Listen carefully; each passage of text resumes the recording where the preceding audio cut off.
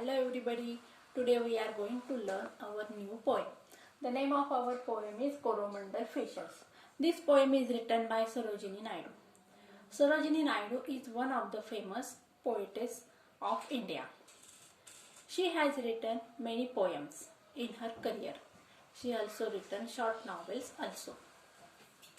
This poem has pre-independence background. Through this poem, Sarojini Naidu wants to awaken the people of India to fight against the British. Metaphorically, this poem has the double meaning. The surface meaning is very easy to understand, but we have to understand the deep and hidden meaning. This poem has 3 stanzas and each stanza has 8 lines. Each stanza has 12 lines also. The poetess has used many figure of speech, that is the personification, simile, metaphor, inversion, etc. So students, we are going to learn the poem line by line. First stanza. Coromandel Fishes. Rise, brother, rise. The awakening skies pray to the morning light. The wind lies asleep in the arms of the dawn like a child that has cried all night. Come, let us gather our nets from the shore and set our catamarans free to capture the leaping wealth of the tide, for we are the kings of the sea. बघा आता पहिल्या stanza मध्ये काय सांगितलेलं आहे. पहिल्या 2 line बघूया फक्त. Rise brother rise. आता कोरोमंडल एक बेट आहे. त्या बेटावर जे फिशरमॅन राहतात म्हणजे कोळी लोक राहतात, त्या कोळी लोकांना जागृत करण्यासाठी ही कविता लिहिलेली आहे. आता मी सुरुवातीला सांगितलं होतं की या पोएमला स्वातंत्र्यपूर्वची पार्श्वभूमी आहे. त्या काळामध्ये भारतीय जो समाज होता तो सुस्तावलेला होता. त्या सुस्तावलेल्या समाजाला जागृत करण्यासाठी सरोजिनी नायडू यांनी ही कविता लिहिलेली आहे. आता या ठिकाणी ह्या कवितेमध्ये डबल असा मीनिंग आहे. एक सरफेस मीनिंग वेगळा आणि हिडन मीनिंग वेगळा आहे. आता या ठिकाणी सरोजिनी नायडू काय म्हणतात बघा. Rise brothers rise. उठा बंधूंनो उठा. The wakening skies pray to the morning light. Wakening skies म्हणजे काय. आकाशामध्ये सूर्य उगवलेला आहे. आकाशामध्ये सूर्याने आपले किरण पसरवलेले आहेत. प्रे टू द मॉर्निंग लाईट. आता या ठिकाणी सकाळचे सूर्याची किरण सगळीकडे पसरलेली आहेत. आता या ठिकाणी कवी कल्पना काय करत आहे तर ती पसरलेली सूर्याची किरण अवकाशामध्ये प्रार्थना करत आहेत. खूप सुंदर अशी कल्पना केलेली आहे. आता या ठिकाणी बघा. The rise brother rise the wakening skies pray to the morning light. या ठिकाणी पर्सॉनिफिकेशन हा फिगर ऑफ स्पीच आहे. कारण या ठिकाणी मॉर्निंग लाईटला काय इमॅजिनेशन केले कवयित्रीने की ते प्रेयर करत आहेत. समजलं. मग पहिल्या 2 लाईन मध्ये काय लिहिलेलं आहे.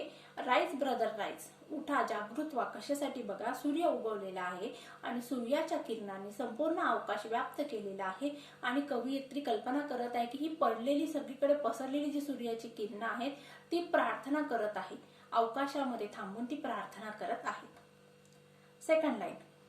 The wind lies asleep in the arms of the dawn like a child that has cried all night. बघा थर्ड लाईन मध्ये काय सांगितलंय. The wind lies asleep in the arms of the dawn like. Wind म्हणजे वारा. कवयित्री कल्पना करत आहे की वारा हा पहुडलेला आहे. आता कोणाच्या आर्म मध्ये किंवा कोणाच्या बाहुपाशामध्ये वारा अडकलेला आहे तर मग या ठिकाणी वारा हा झोपलेला आहे, सुस्तावलेला आहे. In the arms of the dawn. पहाटेच्या बाहूंमध्ये वारा हा सुस्तावलेला आहे. Like a child that has cried all night. ज्याप्रमाणे एखादं बाळ संपूर्ण रात्रभर रडत असतं आणि पहाटे पहाटे आपल्या आईच्या कुशीमध्ये जाऊन झोपत असतं, त्याप्रमाणे या ठिकाणी कवयित्रीने कल्पना केलेली आहे की वारा हा रात्रभर घोंगावत होता आणि आता सूर्य उगवलेला आहे. अवकाशामध्ये सूर्याची किरण पसरलेली आहे आणि त्यामुळे काय झालेलं आहे. वारा हा आता शांत झालेला आहे आणि त्यामुळे आता कवयित्रीने कल्पना केलेली आहे की ज्याप्रमाणे वारा रात्रभर धिंगाणा घालत असतो किंवा रात्रभर हेलकावे घेत असतो, जसं एखादं लहान बाळ आईला रात्रभर त्रास देत असतं, रात्रभर ते झोपत नाही, रडतं परी आईला त्रास देत असतो आणि सकाळी सकाळी ज्यावेळेस ते झोपी जातं त्याप्रमाणे वारा आता सूर्योदय झाल्यामुळे सकाळी सकाळी शांत झालेला आहे, झोपलेला आहे.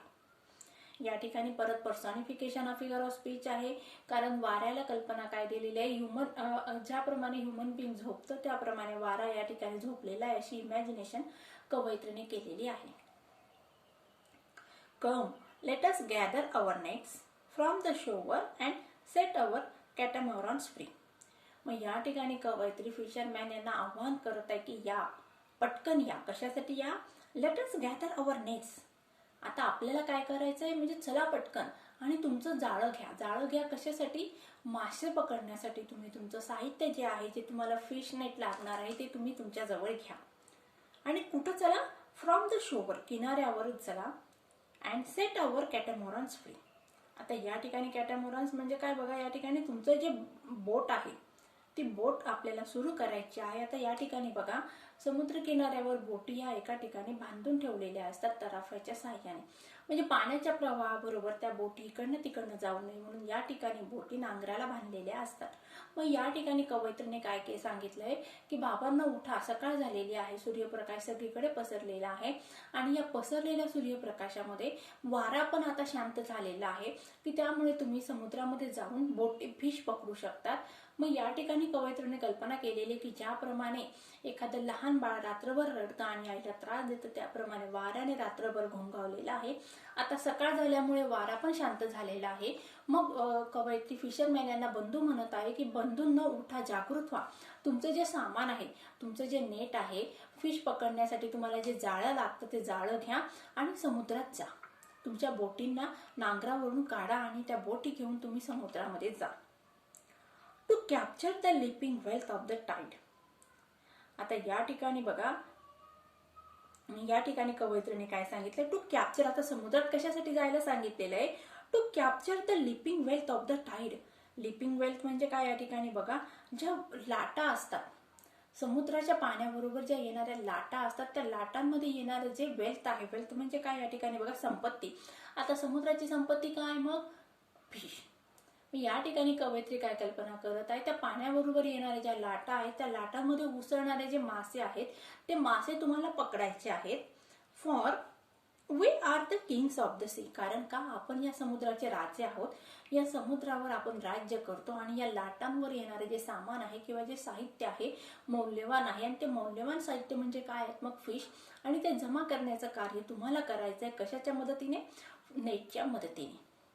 बघा, मग विद्यार्थ्यांना परत एकदा सांगते, come let us gather our nets. चला मग, चला पटकन या आणि काय करा, तुमचं नेट घ्या, तुम्ही तुमचं जाळं घ्या आणि समुद्र किनाऱ्यावर जा. आणि तुमच्या बोटी तुम्ही काय करा, मोकळ्या करा. नांगराला ज्या बोटी बांधून ठेवलेल्या आहेत त्या मुक्त करा आणि त्या बोटी घेऊन, नेट घेऊन तुम्ही समुद्रात जा. आता या ठिकाणी कवयित्री काय सांगते, समुद्रात जाण्यामागचा उद्देश काय? मग या ठिकाणी फिरण्यासाठी जायचंय का, एंटरटेन करण्यासाठी जायचंय का? तर नाही. तर कवयित्री काय सांगते, to capture the leaping wealth. समुद्राच्या उसळणाऱ्या लाटांबरोबर येणारे जे काही मासे आहेत, ते मासे तुम्हाला पकडायचे आहेत आणि त्यामुळे तुम्ही काय करा, समुद्रामध्ये जा. कारण का? या समुद्राचे आपण राजे आहोत. या समुद्रावर अधिराज्य आपण करत असतो. तिच्यामुळे उठा, सगळ्यांनी उठा. सूर्य झालेला आहे, आता आपल्या आपल्या कामाला लागा. संपूर्ण अवकाशात सूर्याची किरणं पसरलेली आहेत आणि त्यामुळे आता सगळ्यांनी बाहेर पडा आणि आपले सामान घ्या आणि समुद्र किनाऱ्यावर आपल्या बोटी घ्या आणि सखोल समुद्रामध्ये जाऊन मासेमारी करा. बघा, नाव I am going to tell you in the English to English. In the first stanza, Sarojini Naidu tries to awakening the fishermen. She told them that the morning light spread everywhere in the sky. She imagines that the morning light pray to the God. She has given the human quality of praying. So here, personification, this figure of speech is used. In the next line, she told the fishermen that they have to collect in the next line, Sarojini Naidu told the fishermen that now the wind was very silent. Wind was asleep, just as a baby who cried all the night and sleeps early in the morning. In the same way, the wind was asleep.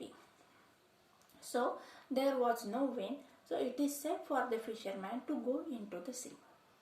So Sarojini Naidu advised the fishermen to take their net and free their boats and go into the sea to capture the fish because all the fishes were the king of the sea. This is the very beautiful poem and we are going to learn the first stanza. समजलं बघा विद्यार्थ्यांनो, या पहिल्या स्टांजामध्ये सरोजिनी नायडू यांनी काय कल्पना केलेली आहे. सरोजिनी नायडू आवाहन करत आहे की बाबांनो उठा.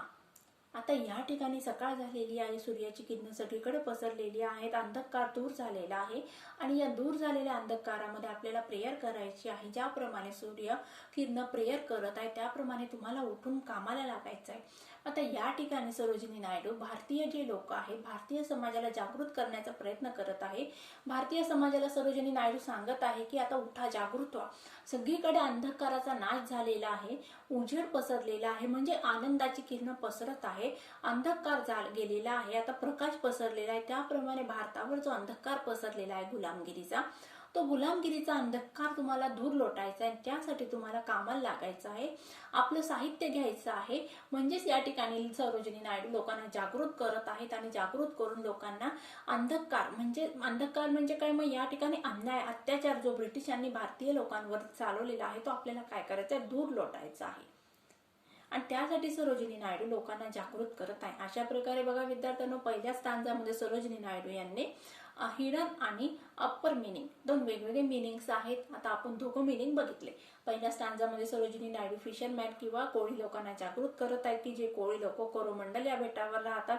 त्या ठिकाणी सरोजिनी नायडू त्यांना आवाहन करत आहे की बाबांना उठा, सकाळ झालेली आहे, आता अंधकार दूर झालेला आहे, सगळीकडे अवकाशामध्ये सूर्याची किरण पसरलेली आहेत आणि या मोकळ्या अवकाशामध्ये आता कुठलीही भीती नाही आहे. मग फिशरमॅन यांना सरोजिनी नायडू आवाहन करत आहे की आता सगळ्यांनी उठायचं आहे आणि आपल्या कामाला लागायचं आहे.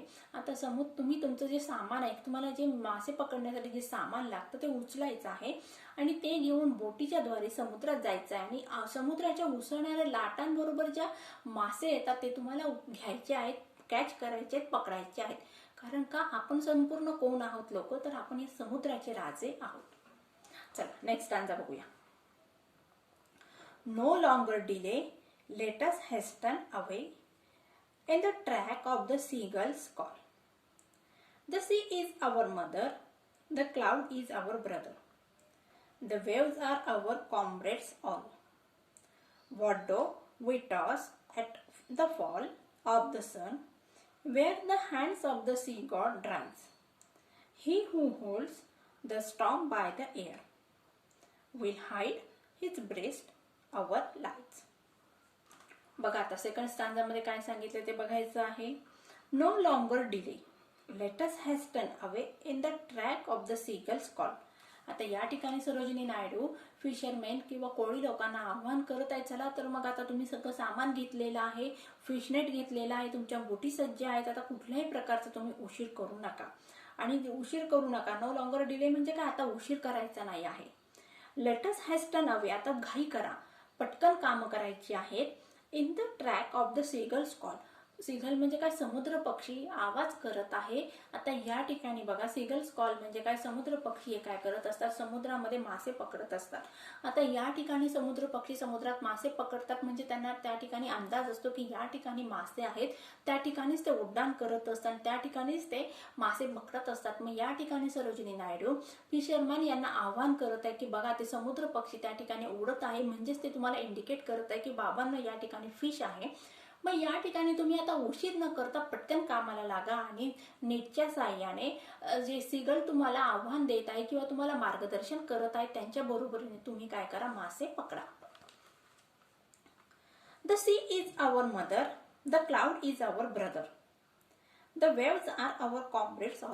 काय सांगते बघा सरोजिनी नायडू, हा समुद्र जो आहे ती आपली माता आहे, क्लाउड इज आवर ब्रदर आणि हे संपूर्ण अवकाश आपले बंधू आहेत.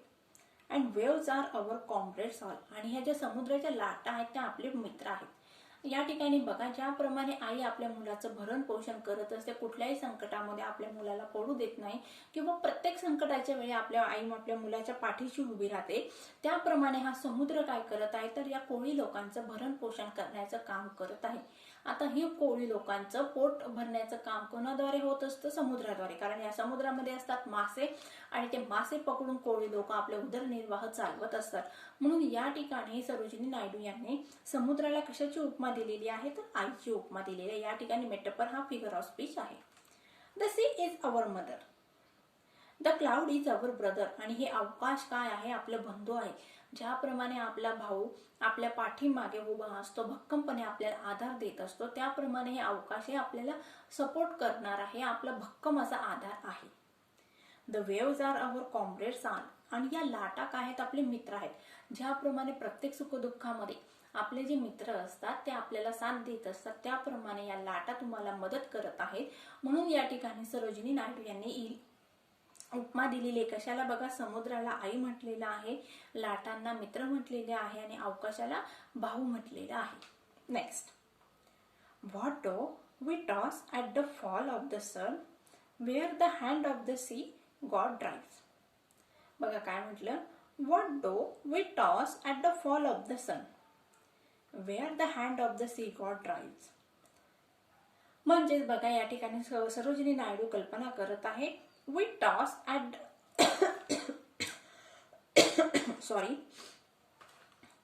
we toss at the fall of the sun. म्हणजे सूर्य अस्ताला गेल्यानंतर आपल्याला कुठल्याही प्रकारचे मासे मिळणार नाहीत. आपल्याला समुद्रामधून पाठीमागे यावं लागणार आहे, आपल्याला बोट किनाऱ्यावर आणावे लागणार आहेत. Where the hands of the sea god drives. आणि त्या ठिकाणी मग बघा सी गॉड, आता या ठिकाणी सी गॉड म्हणजे समुद्र देवता. मग या ठिकाणी सरोजिनी नायडू इमॅजिन करत आहे की जर तुम्ही समुद्रामध्ये गेला, खोल समुद्रामध्ये गेलेला आहात आणि अंधार पडलेला आहे आणि या पडणाऱ्या अंधारातून तुम्हाला सुखरूपपणे बाहेर काढण्याचं काम कोण करणार आहे? मग समुद्र देवता करणार आहे. आणि ही समुद्र देवता तुम्हाला सुखरूपपणे किनाऱ्यावर आणून सोडणार आहे. आता या ठिकाणी बघा, अंधार पडल्यानंतर कोळी लोकांना मासेमारी करणं अवघड जात असतं. मोकळ्या अशा स्वच्छ अशा लख्ख अशा सूर्यप्रकाशामध्ये मासेमारी करणं त्यांच्यासाठी सोपं होत असतं. मग या ठिकाणी बघा, जर एखाद्या दिवशी उशीर झालेला आहे या कोळी लोकांना परत येण्यासाठी, मग त्या ठिकाणी ही समुद्र देवता त्यांचं रक्षण करणार आहे. खोल समुद्रामध्ये गेल्यानंतर पण समुद्र देवता या कोळी लोकांचं रक्षण करणार आहे. He who holds the storm by the hair. आणि ही समुद्र देवता काय करणार आहे? समुद्रामध्ये जे काय वादळ उठत असतं ते उसळणारं वादळ क्षमवण्याचं कार्य कोण करणार आहे? मग समुद्र देवता करणार आहे, सी गॉड करणार आहे. आता या ठिकाणी कवयित्रीने परत इमॅजिनेशन पर्सॉनिफिकेशनचा वापर केलेला आहे. काय म्हटलंय बघा, he who holds the storm by the hair. समुद्रात जे काही वादळ उठत असतं त्या उसळणाऱ्या वादळाचे केस पकडण्याचं काम कोण करणार आहे? मग समुद्र देवता करणार आहे. Will hide in his breast our lives. आणि या उसळणाऱ्या लाटांमध्ये या ठिकाणी समुद्र देवता उसळणाऱ्या लाटांपासून कोळी लोकांचं रक्षण करणार आहे. आणि त्याचबरोबर काय सांगितले बघा, will hide in his breast our lives. आणि आपल्याला या लाटांना याच ठिकाणी सरोजिनी नायडू काय सांगत आहे? आपल्याला वाचवण्याचं काम, या लाटांपासून वाचवण्याचं कार्य कोण करणार आहे? समुद्र देवता करणार आहे. आता हे बघा, will hide his breast our lives. आपलं रक्षण करण्याचं काम कोण करणार आहे? समुद्र देवता करणार आहे. ज्याप्रमाणे ही समुद्र देवता उसळणाऱ्या लाटांना आपल्या काबूमध्ये ठेवणार आहे, त्याचबरोबर फिशरमॅन यांना वाचवण्याचं कार्य कोण करणार आहे? तर या समुद्र देवताच करणार आहेत.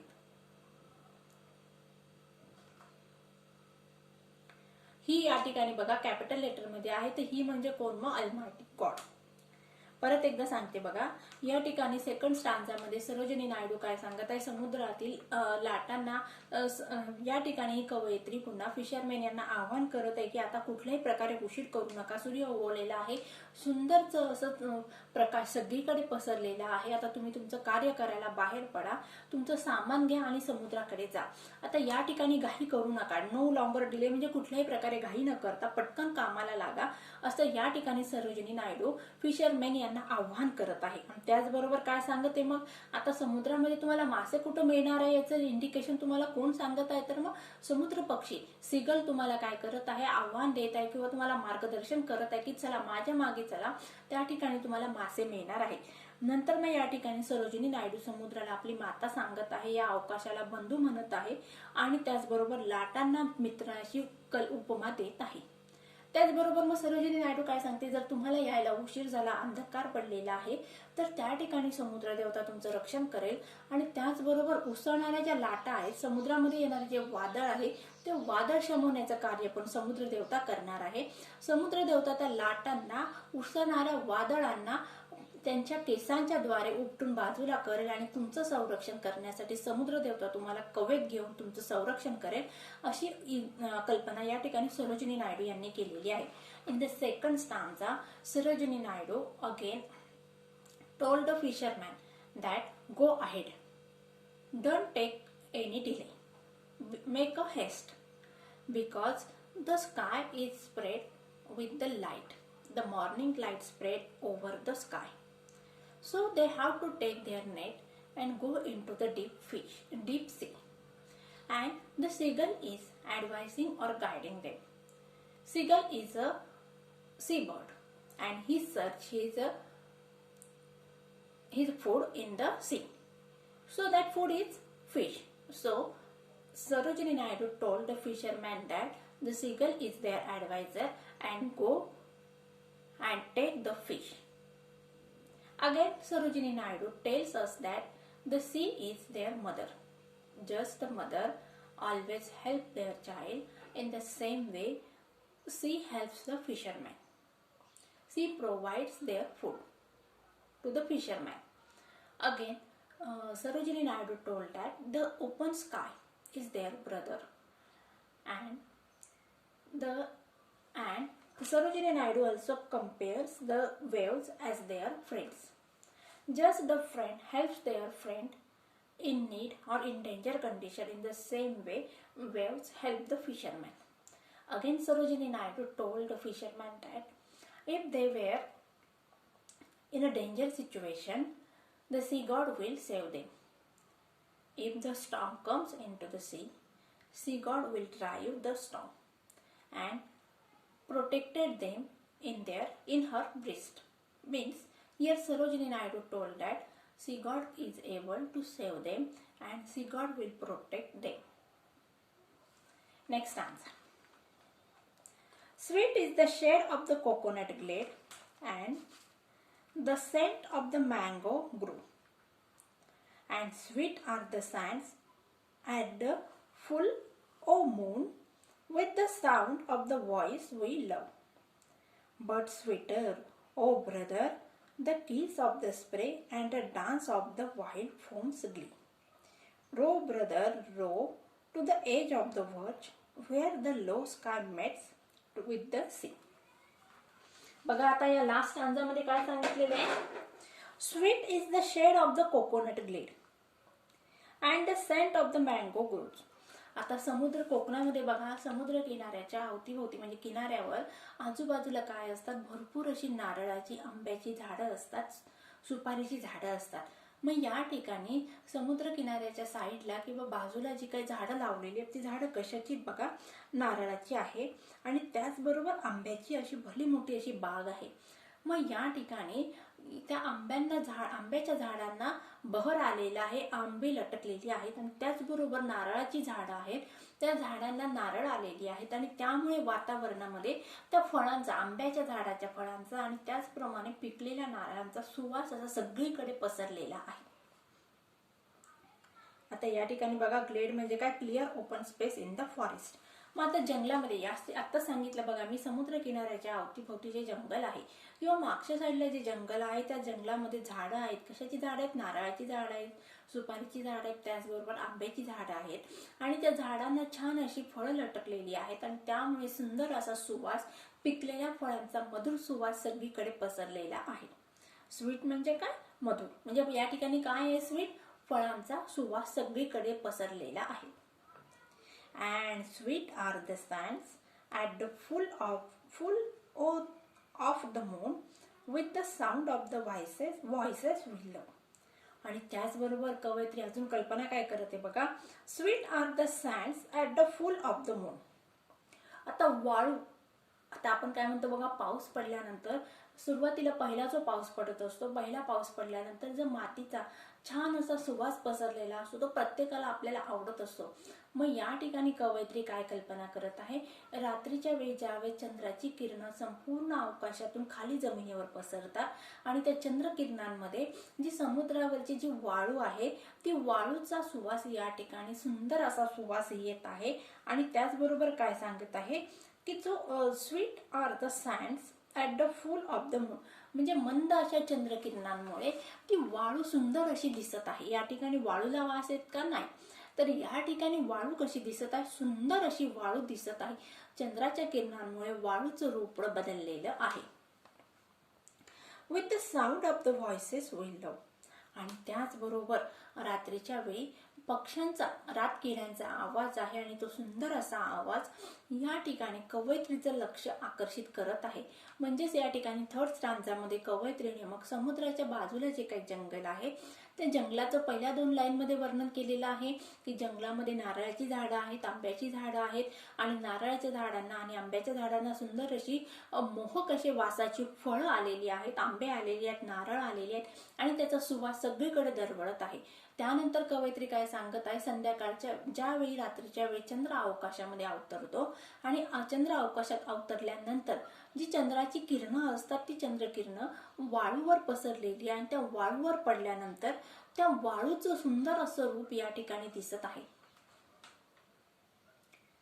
आणि त्याचबरोबर रात्रीच्या वेळी जे काही रातकिडे आहेत, पक्ष्यांचा आवाज येत आहे तो कानावर अतिशय मधुर असा आवाज येत आहे. Birds twitter, oh brothers, the kiss of the spray and the dance of the wild foam's glee. पण म्हणजे हे काय आहे बघा, या सगळ्या सांसारिक गोष्टी आहेत. या ठिकाणी कवयित्री काय करत आहे, या नैसर्गिक गोष्टी ज्या आहेत, म्हणजेच बघा या ठिकाणी जे जंगल आहे, जंगलात असणारी फळफळावण आहेत, त्यांचा असलेला वास, त्याचबरोबर जे निसर्ग सौंदर्य आहे, चंद्रकिरणांमुळे वाळूचं रूप जे बदललेलं आहे, या गोष्टी आपल्याला आकर्षित करत आहेत. म्हणजे त्या गोष्टी कशा आहेत, नैसर्गिक गोष्टी आहेत. या गोष्टी आपल्याला कर्तव्यापासून लांब देण्याचा प्रयत्न करत आहे. मग या ठिकाणी कवयित्री काय सांगत आहे की फळांचा वास सुंदर आहे, वाळू सुंदर दिसत आहे, पण स्वीटर त्याच्यापेक्षा जास्त चांगलं काय आहे बघा मग, बट स्वीटर, पण त्याच्यापेक्षा काय सुंदर आहे, अजून अधिक मधुर काय आहे, मोर डिलाइटफुल काय आहे मग, but sweeter O brothers the kiss of the spray, kiss of the spray and the dance of the wild foam's glee. ज्यावेळेस समुद्राच्या लाटा ज्या असतात, त्या उसळणाऱ्या लाटा असतात, त्या लाटांचा स्पर्श, त्या पाण्यावर येणारा जो फेस असतो तो फेस या ठिकाणी आपल्याला या ठिकाणी चुंबन देत आहे अशी कवयित्री कल्पना करत आहे. म्हणजे ज्यावेळी हे फिशरमॅन किंवा कोळी लोक समुद्रामध्ये उतरतात आणि त्या ठिकाणी उसळणाऱ्या लाटा त्यांच्या अंगाला स्पर्श करून जातात. मग या ठिकाणी कवयित्री काय कल्पना करत आहे की या लाटा काय करत आहे, तर या ठिकाणी या कोळी लोकांना चुंबन देत आहे. ते चुंबन अधिक प्रेमळ आहे. आणि काय सांगितलंय बघा अजून, the dance of the wild foam's Glee. आणि त्याचबरोबर ज्या लाटा आहेत त्या लाटांचं जे नृत्य आहे, म्हणजे उसळणाऱ्या ज्या लाटा आहेत त्या उसळणाऱ्या लाटा या ठिकाणी कवयित्रीने कल्पना केलेली आहे की त्या लाटा काय करत आहे, डान्स करत आहे किंवा नृत्य करत आहे. ज्याप्रमाणे एखादं व्यक्ती डान्स करत असताना ती अतिशय सुबक दिसत असते, त्याप्रमाणे या उसळणाऱ्या लाटा त्या ठिकाणी नृत्य करत आहे अशी कल्पना कवयित्री करत आहे. Row brothers, row to the edge of the verge when the low sky meets with the sea. मी या ठिकाणी कवयित्री काय सांगत आहे, चला तुमच्या बोट तुम्ही आता खोल अशा समुद्रामध्ये घ्या. वर्ज म्हणजे काय बघा, या ठिकाणी बॉर्डर एक्स्ट्रीम लिमिट, म्हणजे तुम्ही तुमच्या बोट ह्या खोल अशा अथांग अशा समुद्रामध्ये न्या. where the low sky meets the sea. ज्या ठिकाणी अवकाश या ठिकाणी कुठं समुद्राला जाऊन मिळत आहे, म्हणजे क्षितिजापर्यंत. थोडक्यात कवयित्री यांना काय सांगायचंय की तुम्ही क्षितिजापर्यंत जाण्याचा प्रयत्न करा, अथांग अशा समुद्रामध्ये जा तुम्ही आणि तुम्ही तुमचं कर्तव्य पूर्ण करा, तुम्ही फिश पकडा, असे आव्हान या ठिकाणी कवयित्री फिशरमॅन यांना करत आहे. बघा परत एकदा सांगते, थर्ड स्टांजामध्ये कवयित्री यांनी संसारिक गोष्टी सांगितलेल्या की प्रलोभनं असतात. ही प्रलोभनं माणसाला कर्तव्यापासून दूर नेण्याचा प्रयत्न करत असतात. मग या ठिकाणी प्रलोभन कुठले की जंगल आहे, जंगलामध्ये असलेली मधुर अशी फळं आहेत, म्हणजेच या ठिकाणी ते मधुर फळांचा जो वास आहे तो वास, आणि त्याचबरोबर रात्रीच्या वेळी चंद्रकिरणांमुळे वाळूचं बदललेलं रूपड जे आहे ते बघून या फिशरमॅन यांना समुद्रकिनारी जाऊन शिकार करणं किंवा मासेमारी करणं त्यांना अवघड होणार आहे. पण मग या ठिकाणी कवयित्री काय सांगत आहे की तुमच्यासाठी स्वीटर अधिक काय तर मग खोल समुद्रामध्ये जाणं आणि येणाऱ्या ज्या लाटा आहेत त्या लाटांचा तुम्हाला झालेला स्पर्श आणि त्या वाफाळलेलं जे पाणी आहे, फेसाळलेलं जे पाणी असतं, त्या पाण्याचा होणारा स्पर्श हा अधिक स्वीटर आहे. मग या ठिकाणी कवयित्री काय सांगत आहे, चला उठा आता, तुमच्या बोटी तुम्ही अथांग अशा समुद्रामध्ये घ्या, इतक्या खोल समुद्रात न्या की जोपर्यंत लिमिट संपत नाही, क्षितिज जोपर्यंत लागत नाही तोपर्यंत तुम्ही तुमचा बोटी खोल अशा समुद्रामध्ये न्या. अशा प्रकारे कवयित्री या ठिकाणी फिशरमॅन यांना आव्हान करत आहे. परत एकदा बघूया थर्ड स्टांजाची summary English to English. In the third stanza, the poetess is talking with the fisherman. She tells them that there are a very beautiful things of the nature, that is the fruits and the natural beauty of the nature. These things attract the fisherman, and because of those beautiful things, the fisherman did not like to go to the voyage. But here Sarojini Naidu told them that the more sweeter things is the voyage, the more sweeter are the lips of waves of the fish, and the foam is very sweet than the sweetness of the fruit.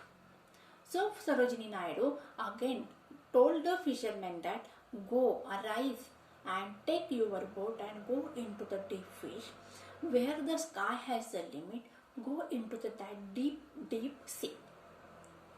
अशा प्रकारे बघा विद्यार्थ्यांनो, आज सरोजिनी नायडू यांनी जी सुंदर अशी कविता लिहिलेली त्या कवितेचा आपण मिनिंग बघितलेला आहे. या मिनिंग मध्ये सरोजिनी नायडू कोरोमंडल या बेटावर जे फिशरमॅन राहतात त्यांच्याशी चर्चा करत आहे किंवा त्यांना कवितेच्या माध्यमातून जागृत करण्याचा प्रयत्न करत आहे. आणि ही कविता मग संपूर्ण भारतीय समाजाला जागरूक करण्यासाठी लिहिण्यात आलेली आहे की लोकांनी आता जागृत व्हायचं आहे आणि स्वातंत्र्याच्या युद्धामध्ये उडी मारायची आहे.